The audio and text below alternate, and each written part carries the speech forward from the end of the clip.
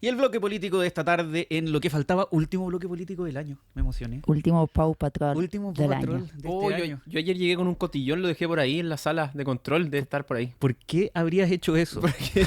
Porque dije, hoy día tenemos el programa de fin de año, último programa. Como así para que- venir caracterizado. Sí, pues sí. No, ya. le dejamos a Ese- Rodrigo ese Sánchez. mismo. Ah, sí, pero a Ahí. vamos a hacer que nuestro querido Control Pablito no Qué grande. venga a dejar el cotillón. Sí, Bien, pues hagámoslo. perfecto. Sí, no, por favor. Gracias, Eso. Pablo. Le entrega toda la mística a esto de Muy bien. estar al aire revisando el cotillón. Agustín Bianchetti, ¿cómo estás? Muy buenas tardes. Buenas tardes. ¿Listo para Año Nuevo? Rocío Fonseca, ¿cómo estás? Bien, todo bien. ¿Cómo pasan el año nuevo ustedes? ¿Acá en Santiago? ¿O alguno se pega un pique inmediatamente Yo post en programa? Santiago con mi family. Ya. Yo me pego el pique a Viña del Mar, mi ciudad natal. Va a estar tranquilo, eso sí, Sí. el caminito, no te preocupes, qué buena. Pero llego. No sé a qué hora, pero llego. Yo antes tenía la tradición, mi padre es periodista, entonces salía a trabajar medio tarde y agarrábamos el auto a las 7 de la tarde y partíamos a Viña del Mira. Paraíso. Había menos gente en Chile, eso sí, chiquillos, ustedes no saben. Sí, pues no, y además que ahora Viña se llenó. Sí, Como que se todos llenó. quieren vivir en Viña, entonces. Todo el mundo quiere vivir en Viña, en Está de moda. Valparaíso, con un espectáculo. Bueno, vamos a estar hablando en un ratito más en DF en Infinita, los detalles del espectáculo en Valparaíso y Viña del Mar, que no les quiero ni siquiera mencionar cuánta plata es, pero es harta plata. Pero nosotros estamos aquí para hablar de otra cosa. Vamos a repasar los hitos, porque me encantan estas épocas en donde hablamos de los hitos políticos del año, que es el equivalente a la nota sobre el calor en las playas, la venta de helados, cuchuflí que hacen en las noticias. Nosotros Sí. en la radio hacemos todos los hitos políticos del año o los hitos del año, las noticias en nuestras redes sociales, @Radio Infinita. De hecho, hicimos un top de todas las noticias que marcaron este año 2025. Oye, Escucha que pero- tuvimos hitos políticos este año, pues. Antes de ir con el orden o los distintos hitos, para ustedes, ¿cuál fue el hito político que marcó el año? Más allá de la elección presidencial, Es que Sí, eso sería muy sí. obvio, pues no sería hablar del triunfo de José Antonio Kast, que me parece que es sin duda por cómo se dieron las cosas, pero además con todo lo que implica el gran hito político del año. Pero si me tuviera que quedar con uno, y a uno se le olvida que esto fue este año, y vamos a profundizar en aquello, pero la trama de la compraventa de la casa de Salvador Sí. Allende.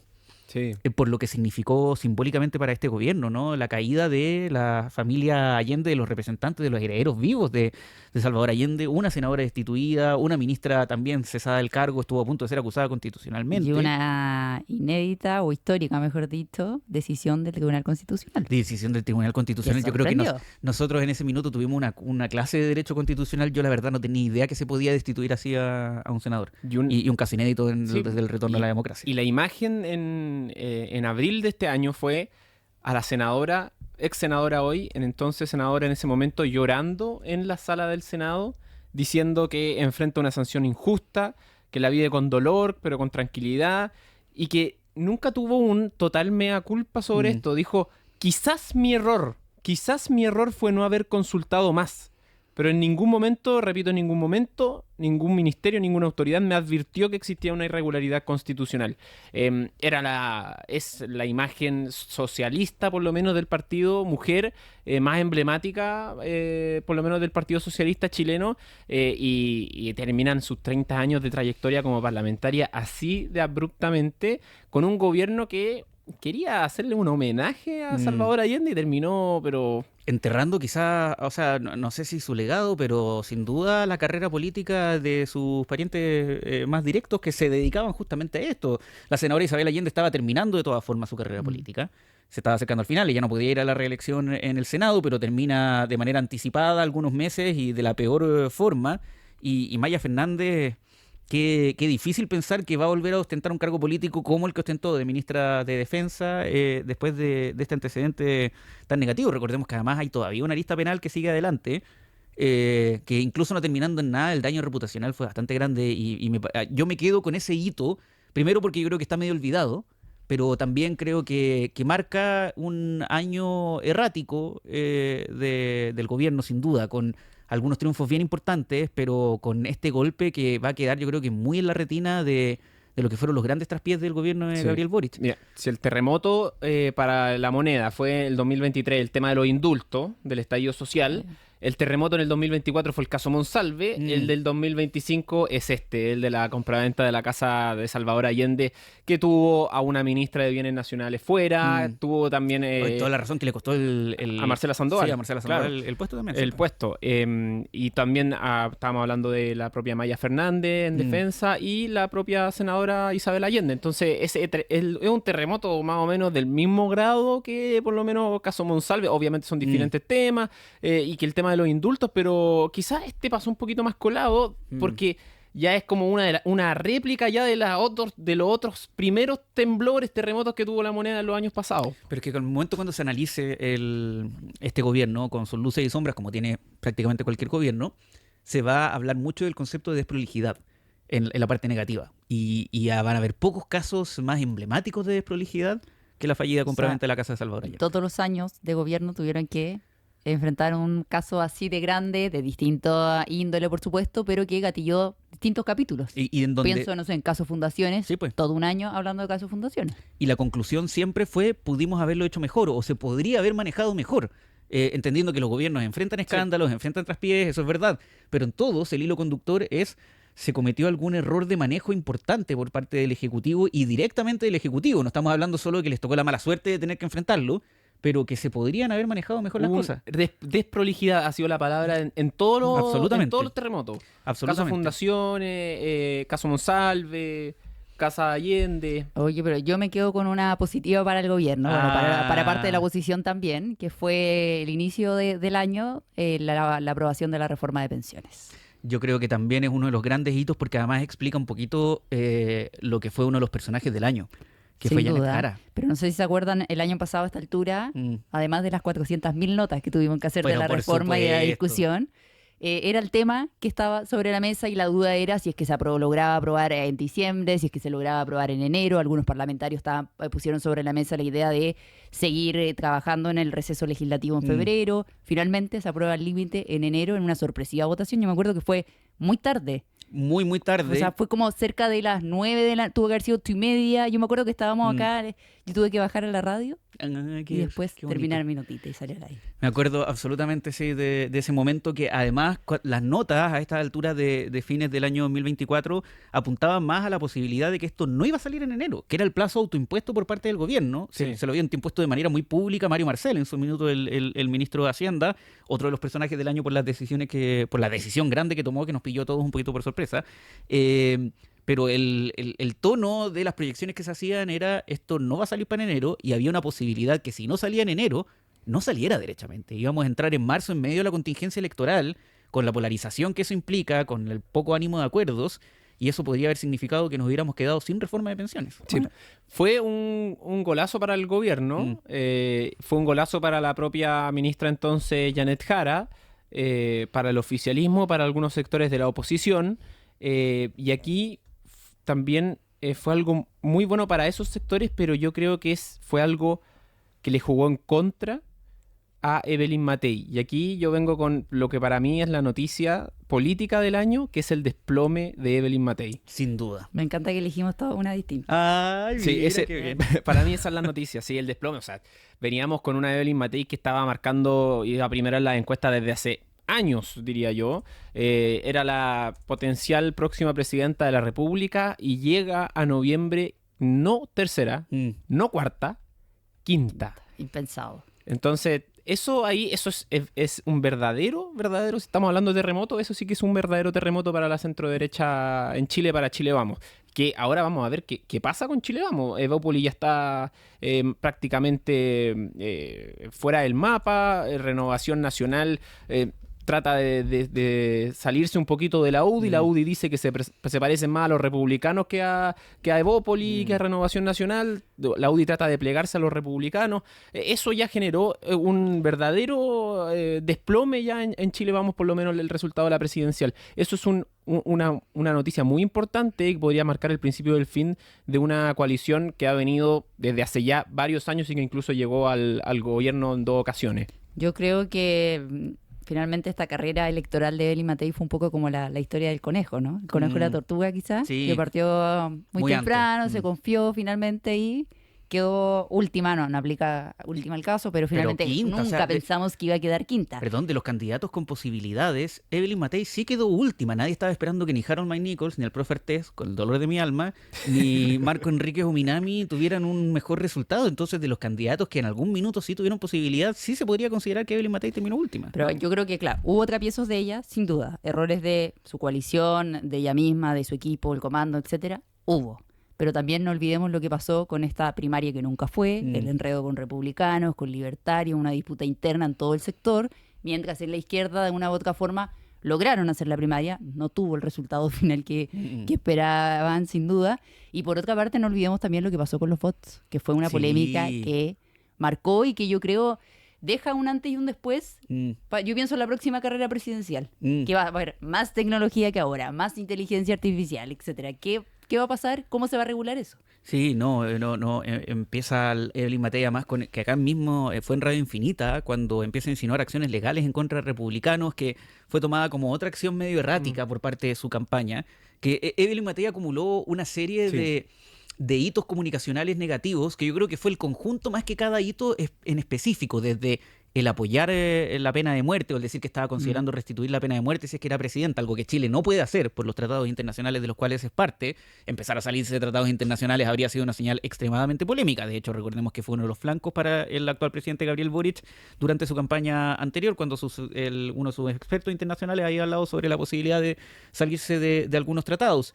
Y desde antes, yo creo que desde de Evelyn Matei viene desde la propia reforma de pensiones, cuando ella También. en un momento dijo tengo que leerla, tengo que revisarla, y ahí fue muy ambigua y No supo cómo reaccionar. Claro, y finalmente terminó apoyándola y eso la dejó también en un mal pie, por teniendo en cuenta que se echó encima toda la otra oposición dura, representada por José Antonio Caz, representada por Johannes Kaiser, que estaban en contra de la reforma de Es que pensiones. yo creo que justamente ese fue el error, como el no saber bien a dónde apuntar. Y- Yo creo que hubo muchos meses que estuvo divagando como en apuntamos más a la ultraderecha, apuntamos al centro, y finalmente ahí estuvo yo creo que el error viéndolo macromente. De hecho, yo creo que hay un gran hito que explica como la imagen que dejó la candidatura de Evelyn Matei, que fue a mediados de abril la entrevista con Checho Irane, cuando Sí. ella hace estas polémicas declaraciones en Pero, torno al ¿se golpe de dan cuenta Estado. que todas esas declaraciones polémicas fueron siempre en medios, en En radio, medio. no O sea, fueron en puntos de prensa? Que además es súper curioso que no haya ido en todas estas instancias mejor preparada, con un discurso un poquito más definido, que no mostrara una conducción errática. Con Checho Irane, respecto al golpe de Estado, mi posición es que no había otra, que nos íbamos derechito a Cuba. Yo lo que quiero señalar es que probablemente al principio, entre 1973 y 1974, era bien inevitable que hubiese muertos, porque estábamos en una guerra civil. Ahí la dejó en una posición en una derecha dura, pinochetista, pero que tampoco ella se quería definir así. Trataba de mirar más hacia el centro, más hacia a los demócratas, más hacia la exconcertación, entonces al final era ni fu ni fa. Y eso fue lo que le terminó jugando en contra, creo yo.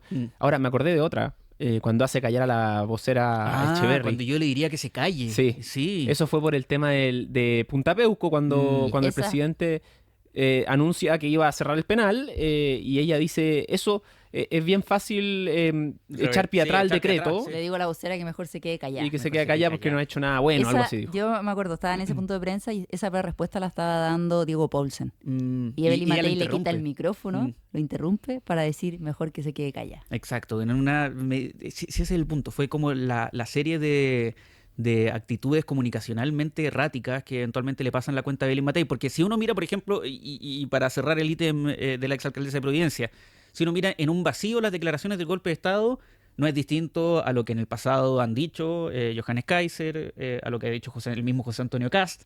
Entonces uno dice, ya, pero ¿cuál es el problema? El problema era lo errático, es decir, ¿a quién estás apuntando? ¿No? Y eso hacía sentir sangre en el agua, que evidentemente Y aprovecharon. desencantó finalmente. Desencantó, aprovecharon mucho mejor sus rivales. De hecho, me acuerdo que Johannes Kaiser sale a decir en esa ocasión, nosotros siempre hemos sido de una sola línea, uno no sabe a quién le está hablando. Evelyn Matei y José Antonio Cast también dicen, ustedes todos saben lo que pensamos, lo que Claro. nos hemos referido, no nos vamos a referir más al tema. Entonces, daba la impresión de que Evelyn Matei se estaba tratando de subir tarde a un carro de una derecha más dura, más extrema, y ni siquiera se le creía, es decir, no ganaba por ningún lado. Por la parte moderada, decían, chuta, el tenor de las declaraciones, y la parte más extrema decía, no le creo, pues ya tengo candidatos que se refieren a esto y que han sido bastante más constantes en sus opiniones. Hoy hablando de Evelyn Matei, me acuerdo de Carolina Toá. Carolina Toá, hablando de Carolina Toá, caídas que no esperábamos. De caídas que no esperábamos. Sí. Que se posicionó de cierta forma como la carta más fuerte, que pensábamos iba a ser la carta más fuerte de la izquierda. Finalmente no fue. Recordemos que sumó el apoyo del socialismo democrático, de Vlado Mirosevic en su momento, que fue quien primero lanzó su carrera presidencial. Paulina Bodanovich también, que en algún momento fue la carta del Partido Socialista, y con esta primaria que dejó mucho que decir, más allá del resultado de la paliza que dio evidentemente Janet Jara a su contrincante del propio sector, que yo pienso, por ejemplo, en el Frente Amplio, que no alcanzó el 10%. No, y Carolina Toá fue la primera en salir. Salió antes del gobierno que Janet Jara. Sí, pues. Marzo, creo. Y salió con bombo y platillos del gobierno en un cambio de gabinete o algo así, en el salón donde se hacen los cambios de gabinete, que cosa que, si no me equivoco, no fue el mismo escenario para Janet Jara, por ejemplo. Que se trató de hacer algo similar, pero evidentemente sin la emotividad, sin incluso la evidente emoción del presidente Gabriel Boric. Lo que quería decir es que se dio a entender, por lo menos en puesta en escena, que la candidata del gobierno Era desde Carolina el Toá. principio era Carolina Toá, no Sí, Janet Jara. Y recuerden que Carolina Toá renuncia y después se la proclaman. Janet Jara, claro, la proclaman mucho después, pero ella, el Partido Comunista, la elige como candidata sí. y ella renuncia 2 días después, Ya. que eso también fue polémico. Fue súper polémico, que llevábamos todos estábamos esperando, llevábamos 48 horas con Janet Jara proclamada como candidata presidencial de un partido, independiente que ella no hubiera aceptado todavía la responsabilidad y seguía siendo ministra de Estado. Entonces se hablaba sobre lo complicado que era estar, se podía interpretar como estar utilizando el aparato público para hacer campaña. No, y lo complicado que ponía el Partido Comunista al gobierno en esa encrucijada, porque me acuerdo que el Partido Comunista tenía su comité central donde iban a definir el candidato, estaban entre Daniel Jadot, entre Janet Jara, y definen finalmente a Janet Jara y ella seguía siendo ministra, entonces estaba un poquito complicado. Me da mucha risa que hables en serio mientras sigue Tiene un utilizando. collar. Tiene un collar de cotillo. Cotillón. Es para ponerle mística. Sí, no, sí, también encuentro. De hecho, me siento como un poquito envidioso también. Así como debía haber traído yo mi propio collar de mi cotillón. outfit. Pero está bien. Carolina Toá, yo creo que, claro, nadie esperaba que no fuera la candidata del oficialismo, Sí. que arrasara tanto una candidata militante del Partido Comunista, lo que no logró Daniel Jadot la vez anterior, eso sí con una participación mucho más baja. Ahora lo lograba Janet Jara con una distancia gigante del segundo lugar, dejando además en una posición tremendamente precaria el Frente Amplio, lo que tú decías, un apenas 10% en una primaria ya de baja participación, y con el peor resultado histórico que han tenido en elecciones presidenciales. Desde que se formaron habían tenido un tercer lugar, un presidente de la República, y ahora no pasan ni siquiera las primarias. No, impactante, creo yo. Fue 9%. de 9%, mira. O sea, ni siquiera. Estaba tratando de hacerle crecer un poco el porcentaje al diputado íntegro. Pero no. No, Eso te habla del desplome del centro, de la centroizquierda y de la centroderecha por parte de Matei. Ahora- Son las dos caras de, no quiero decir el fracaso porque tengo mucho aprecio, hicieron un buen trabajo como ministra, pero son por lo menos Carolina Toá y Evelyn Matei, luego de sus resultados en estas presidenciales, dan a conocer el desplome de los centros y así y dieron paso a que una Janet Jara de un extremo y un José Antonio Kast del otro extremo se disputaran la elección presidencial. Son varios los errores, ya definimos los de Evelyn Matei, los de Carolina Toá, quizá ella tuvo menos tiempo también porque salió del Ministerio del Interior y tuvo un par de meses nomás para hacer campaña, pero por lo menos lo que me decían es que hubo errores en que no hubo mucho.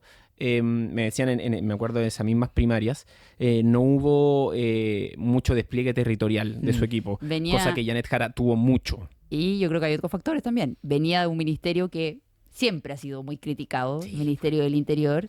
Venía también saliendo de todo lo que fue y lo que significó para ella la salida de Manuel Monsalve con un caso muy controversial para el gobierno, que los complicó bastante en su momento, versus una Janet Jara que venía del gran triunfo del gobierno, que fue la reforma de pensiones, y una Janet Jara que evidentemente es mucho más carismática que Carolina Toá. Sí, y que eso, en la calle, a la gente, al votante, etcétera, los persuade mucho más que la candidata dura, que claro, quizás estaba más preparada, no sé, en materia de seguridad o su propia experiencia política, pero a la hora de conquistar jugó más a favor la apuesta de Janet Jara. Sí, que además con una Janet Jara en una primaria de voto voluntario, si ese es el punto, ¿no? Un discurso duro quizás habría aprendido en una primaria de voto obligatorio, algo que no vamos a tener y ojalá no tengamos nunca, toco madera. Eh, pero, pero claro, termina jugando mucho mejor la candidatura de Janet Jara, se transforma en la candidata del oficialismo en algún minuto, se transforma en el vehículo de esperanza del oficialismo de obtener quizás un buen resultado en la elección presidencial, cosa que finalmente no se termina dando. ¿Y las otras noticias? Oye, espera, no ¿Sí? olvidemos a Jaime Mulet, apodado Jaime Tulet. No olvidar. Personaje del Nunca año. olvidé. De hecho, el mismo Jaime Mulet se reía con ese apodo. Uno de los personajes, yo creo. Ese Sin traspié duda. en uno de los debates El que presidenciales. se pica pierde. En política el que se pica pierde.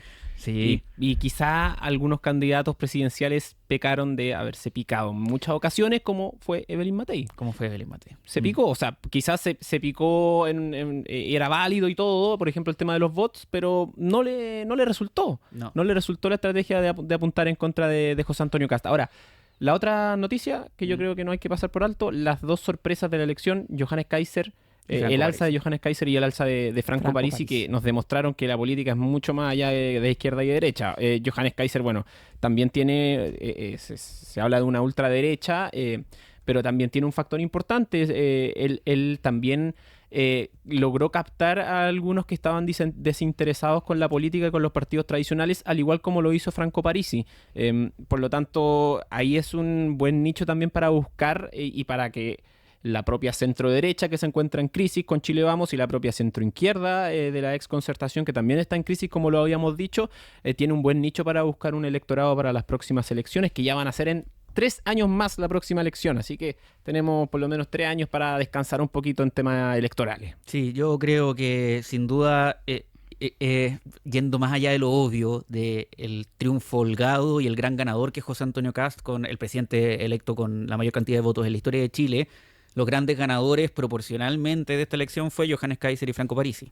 Tienen una posición bien única para ser figuras públicas sin necesariamente el roce de lo que significa gobernar durante los próximos 4 años y eventualmente intentar una nueva carrera presidencial. Va a quedar la duda de si Johannes Kaiser va a tener ese beneficio, ¿no?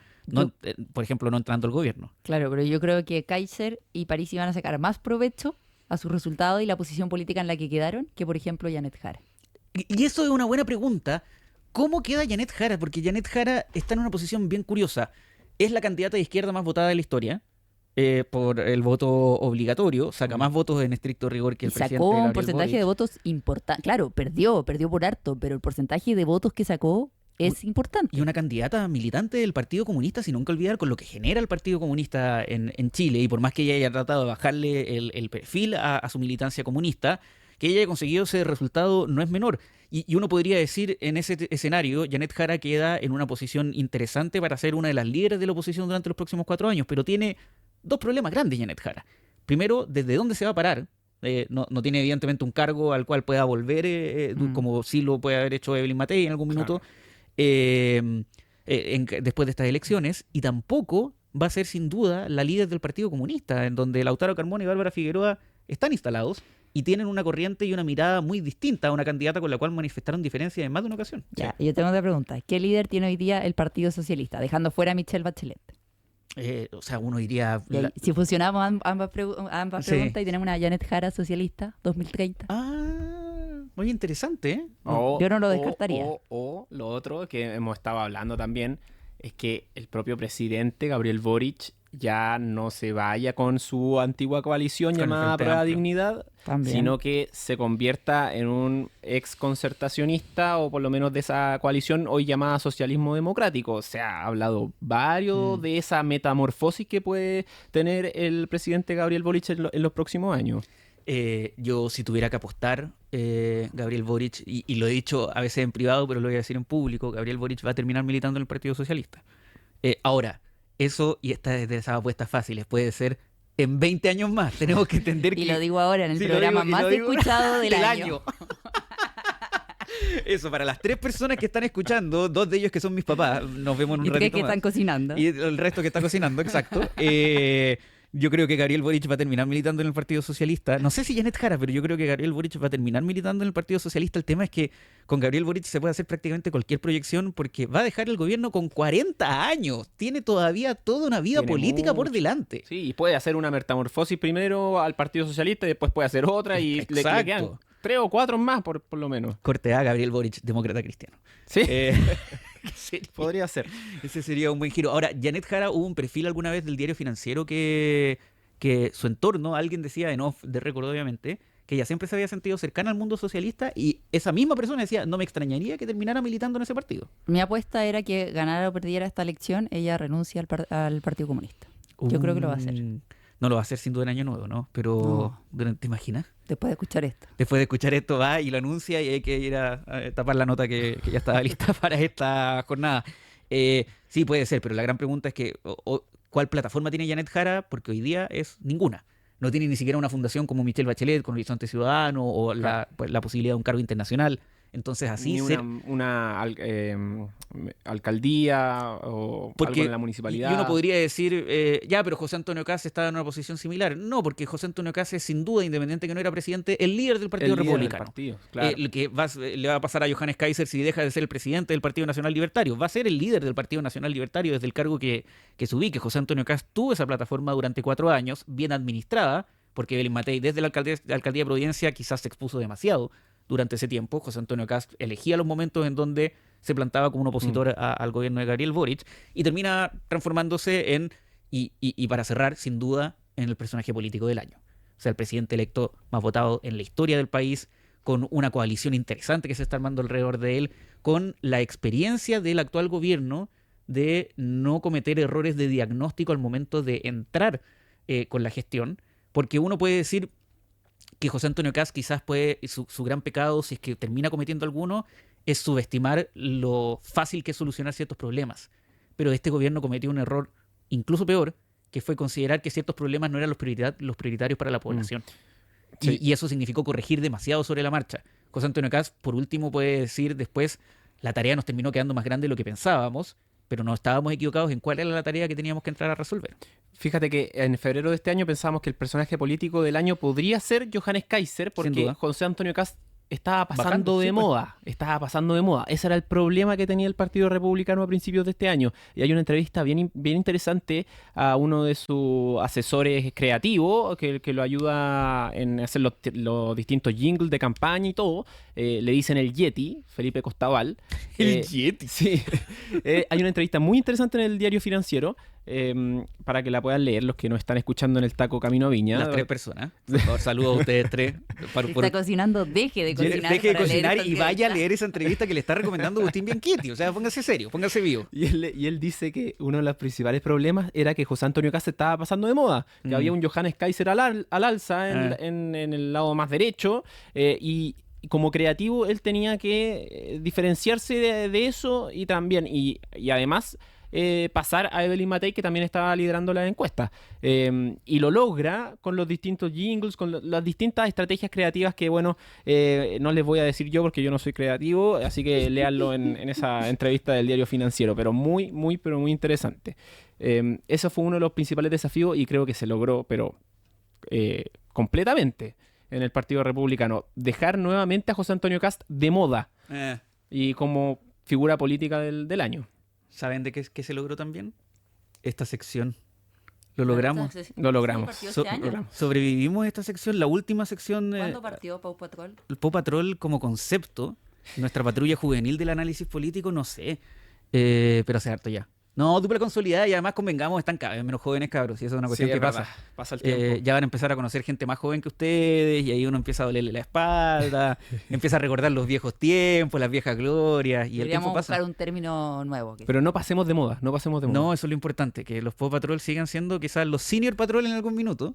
Mi sueño es que tengamos una cortina de Pau Patrol. Yo creo que hay una cosa que se llama derechos de autor que nos complica muchísimo esa... No, pero ahí le hacemos una adoptada. esa iniciativa. Agustín Bianchetti y Rocío Fonseca, que tengan un muy feliz año. Nos vemos y feliz año a todos. Muy feliz año a todos. Al otro lado de este año vamos a tener un análisis político para más de las 3 personas que nos escucharon hoy día. Muchas gracias, que estén muy bien. Avanzamos en lo que faltaba.